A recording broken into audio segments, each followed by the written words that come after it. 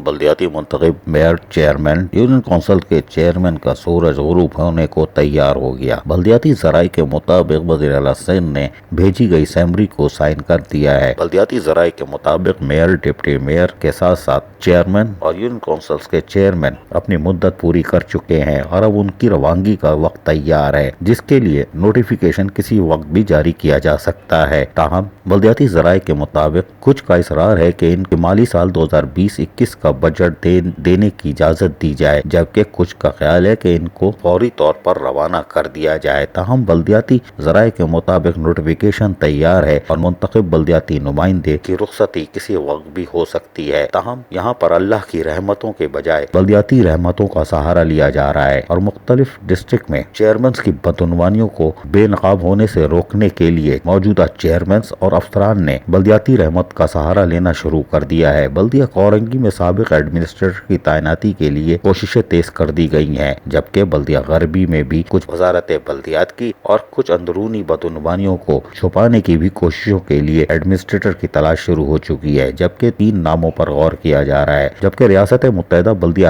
کورنگی میں، جہاں کراچی یا سندھ نہیں، پاکستان نہیں بلکہ پوری دنیا میں جہاں بھی بلدیاتی ادارے موجود ہیں، ان میں ریاست متحدہ بلدیہ کورنگی کو یہ اعزاز حاصل ہے کہ سب سے زیادہ کوٹیشنیں یہاں کی گئی ہیں۔ لیکن ان تمام بدعنوانیوں کو روکنے کے لیے سابق ایڈمنسٹریٹرز کا سہارا لیا جا رہا ہے تاکہ کسی قسم کی بدعنوانیوں کو بے نقاب ہونے سے روکا جا سکے۔ لیکن کچھ حکومتی اراکین کا کہنا ہے کہ بلدیاتی اداروں کا آڈٹ فوری طور پر کرایا جائے اور اس کے لیے ڈپٹی کمشنر کو چارج دیا جائے، جبکہ ڈپٹی کمشنر بھی تیار بیٹھے ہوئے ہیں۔ اگر ڈپٹی کمشنرز کو بلدیاتی اداروں کا چارج دیا گیا تو یقیناً بلدیاتی اداروں میں ہونے والی بدعنوانیوں کو کھل کر بے نقاب کریں گے، اور اسی لیے نچلی سطح پر اللہ کی رحمتوں کو چھوڑ کر بلدیاتی رحمتوں کا سہارا لینے کی ہر ممکن کوشش کی جا رہی ہے، اور اس کے لیے خوش آمدیوں کا دور بھی چل پڑا ہے۔ عزیز عارف، KBS بلدیاتی نیوز، کراچی۔